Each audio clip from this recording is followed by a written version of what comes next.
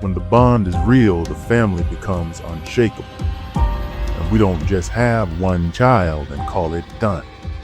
We multiply 3, 4, 5 children in homes covered by stability, faith, and vision.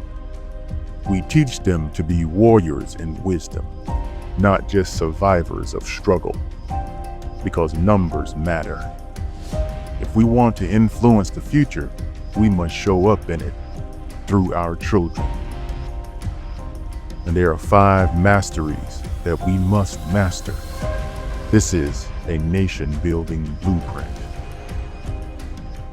Spiritual mastery. Know Yahweh. Know the covenant. Know your true name and lineage. Educational mastery.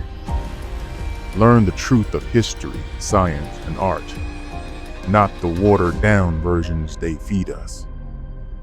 Social mastery. Build networks, mentor youth, unite across neighborhoods instead of dividing them. Political mastery. Run for office, influence laws, sit at the decision-making tables. Financial mastery. Own land, start businesses, multiply wealth so our children inherit opportunity, not debt. Without these, we will keep begging for change instead of creating it. This is about unlearning what was programmed into us. If the music you play degrades you, turn it off. If the shows you watch mock your faith and your family, stop watching. If the people around you keep you stuck, love them from a distance and keep moving. We cannot restore what was destroyed using the same poison that destroyed it. You melanin men, learn to love.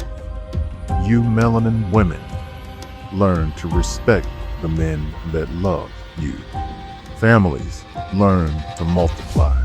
This is not a dream. It is a strategy. The restoration begins in the heart, then the home, then the nation.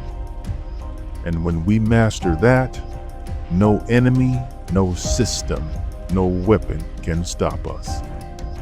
The time is now. Rebuild the family. Restore the nation. This is Role Players TV. And remember to like, comment, and subscribe.